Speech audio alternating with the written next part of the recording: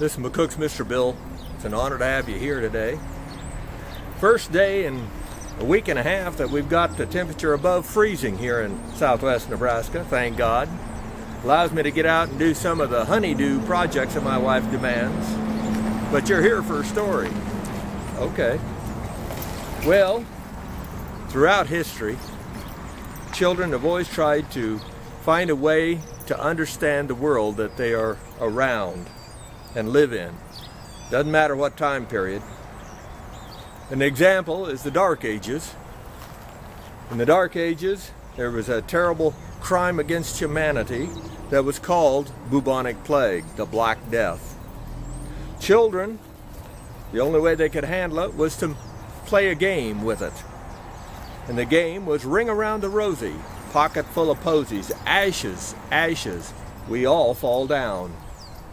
That's how they got around it mentally, because they couldn't do anything else but live through it, those that were lucky. Tens of millions of people died because of that disease, of what I call crimes against humanity. Throughout history, that song has lasted, but it isn't the last, or the last game.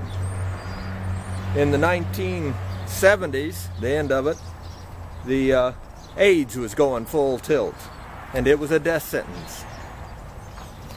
One day I had a little girl come up to the candy truck and she said, "Mr. Bill, I've got AIDS."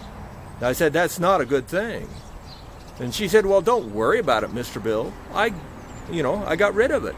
And I said, "How do you get rid of AIDS?" And she said, "You don't know very much, do you, Mr. Bill?"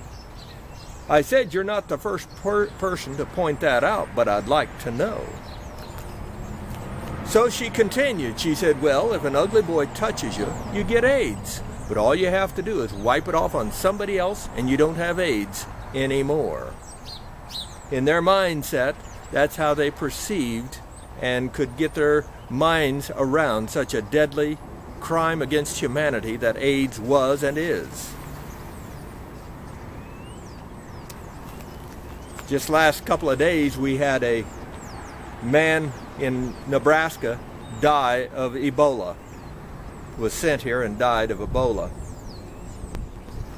But the week before that, and because of all of the news media on Ebola, the children pick up on more than you think they do. And I had 3 little boys over there at Norris Park, probably 8-year-olds, running as hard as they could, screaming. So I looked up to make sure there wasn't trouble, and there wasn't, because chasing them was a little girl, again, probably 8-year-old, running all of them and the girl as hard as they could.